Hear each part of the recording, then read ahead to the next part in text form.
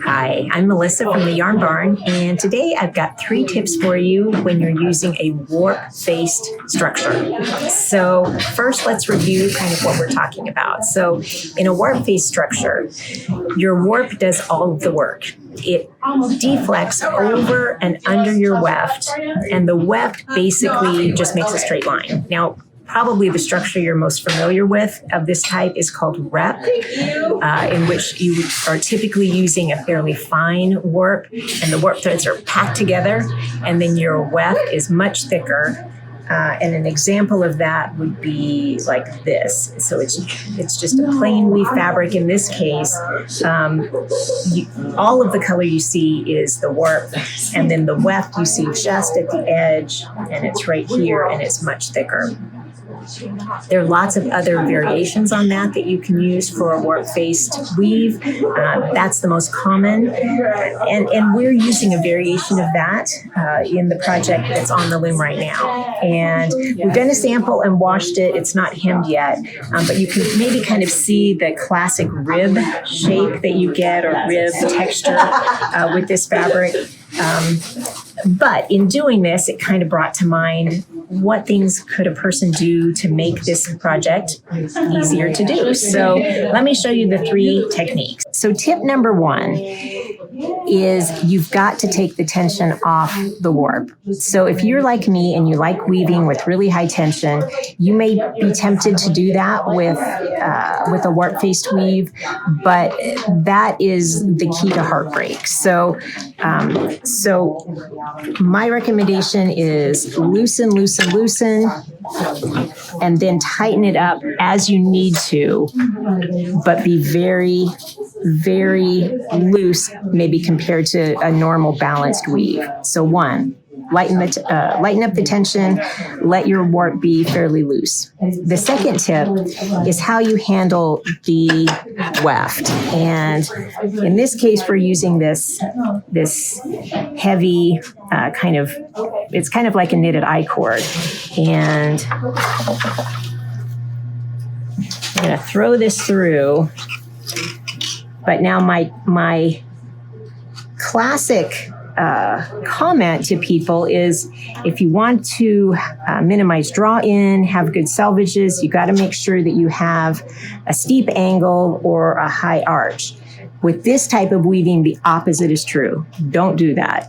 You want to just have it kind of straight across. And the reason for that is, as I've said, the warp is doing all the deflection. The weft is just making a straight line across. If you do put an arch or an angle in, you risk having a fabric that ends up rippling because there's way too much weft length. So don't do that. Just do straight across and then beat. Now, the third tip is about how do you weave this tail in, or how do you splice when you come to the end of the yarn on this shuttle and you're ready to go into your next ball of yarn. How do you do that without making this horrible big bump? In this yarn, we'll do something a little bit different from what we would do if we were using something like a heavy mop cotton. So with something like this, you'd simply kind of peel it apart. If you're doing granny squares, probably for that yarn, you'll cut some of the thickness away. So now it's basically only half the thickness here. Then when you put it into your warp, so here's where we have full thickness, here's half thickness. Then you just bring it around the outer thread and bring it back in, so that now you've got kind of full thickness everywhere, and then beat. And you can see that it's pretty pretty even. Now, This one. and you can do the same thing with another thick yarn that's maybe a single ply. You just pull some of the fiber away. With a rag, you can make the amount of fabric there a little bit less, but you just want to have enough less that when it's doubled over, you have kind of equal thickness. Now, this yarn that we're using All the time, there is no like. for this project, we're using Echo Vita, which is kind of a unique yarn Yeah. because it's kind of a knitted or chainette fabric or structure.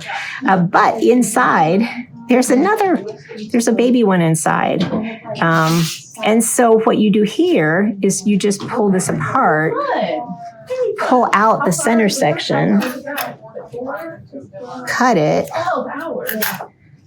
and then when you straighten this out, it's still the same size, but it's so much less bulky because it's hollow. And so then when you go to put it in, you basically do the same thing. So I hollowed it out for about 4 inches. And so I wrap it around the outer thread, bring it back in. So I've got about 2 inches that are lapping over itself, where it's the hollow part on top of itself. And then when you beat it, again, it kind of is so much less visible than if you just double the fabric over itself. I love a good warp-faced structure, so hopefully these tips have made you love it as well, and go out there and do some warp-faced weaving. And you can't